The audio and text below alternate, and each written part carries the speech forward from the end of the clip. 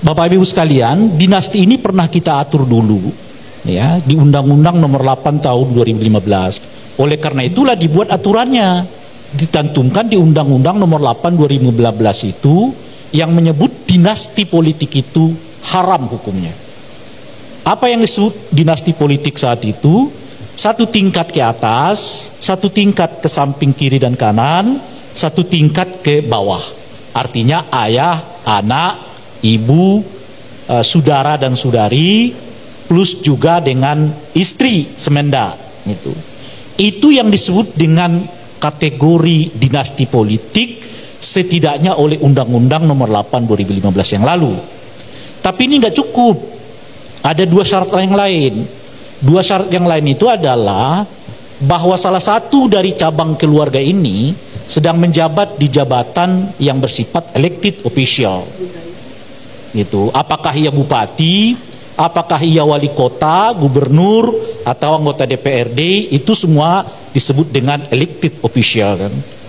Yang ada eksekutif, legislatif gitu. Sementara ini syarat yang ketiga, saat yang bersamaan cabang kekuasaan ini juga ngincer jabatan-jabatan yang bersifat elected official gitu.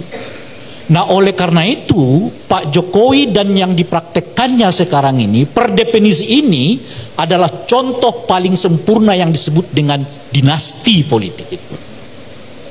Kenapa? Pertama yang maju adalah anaknya sendiri satu tingkat di bawah. Yang kedua Presiden Jokowi masih menjabat sebagai presiden. Dan yang ketiga anaknya mengincar jabatan yang bersifat elected official, yaitu calon wakil presiden gitu. Nah oleh karena itu kalau kita sebut Jokowi sedang membangun dinasti, per definisi undang-undang itu tepat gitu. Meskipun kemudian undang-undang ini dibatalkan oleh Mahkamah Konstitusi secara legal, tapi secara isu, secara ide kita pernah membuat definisi tentang apa yang disebut dengan dinasti politik. Maka dan oleh karena itu Ibu Mega dengan Puan nggak bisa disebut dinasti politik. Maka oleh karena itu Soekarno dengan Mega nggak bisa disebut dinasti politik. Hatta dengan anaknya nggak bisa disebut dinasti politik.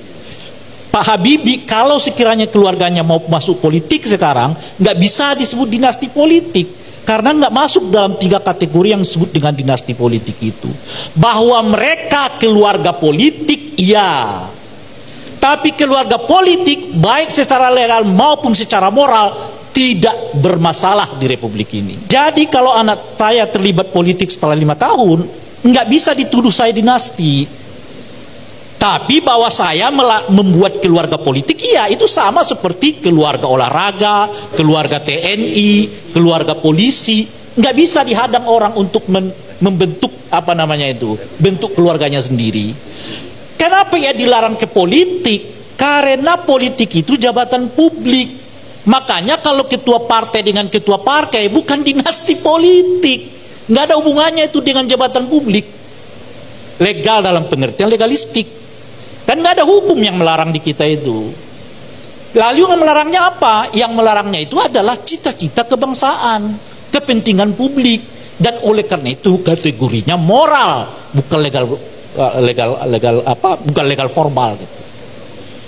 Nah kalau ada pewarisan kekuasaan tidak melalui pemilu, itu bukan lagi dinasti namanya. Apa namanya itu? Yaitu monarki.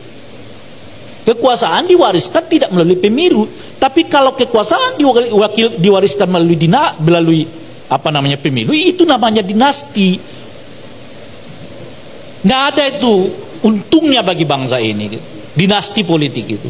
Jadi kalau ada orang yang mengatakan dinasti demi kepentingan bangsa dan negara, itu omong kosong, nggak bisa dibuktikan secara faktual tuh.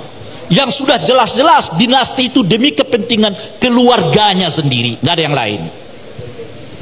Dinasti itu kepentingannya cuma dua. Pertama, bagaimana keluarga itu menguasai akses kekuasaan. Saat yang bersamaan yaitu jual beli dengan para pemilik modal.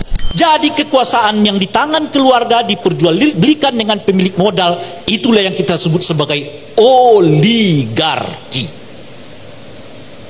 terbatas kan. Di mana kita di tengah-tengah itu? Nggak ada Pak cerita tentang kita di tengah-tengah itu. Karena dia jual belinya dengan para pedagang, para pemilik modal. Kita yang nggak punya darah biru, kita yang nggak punya modal, wassalam, tinggal di periferi aja, ke laut aja deh loh, kata anak BG sekarang ya kan, dan seterusnya. Dan oleh karena itulah Bapak sekalian, saya sangat tidak suka dengan dinasti.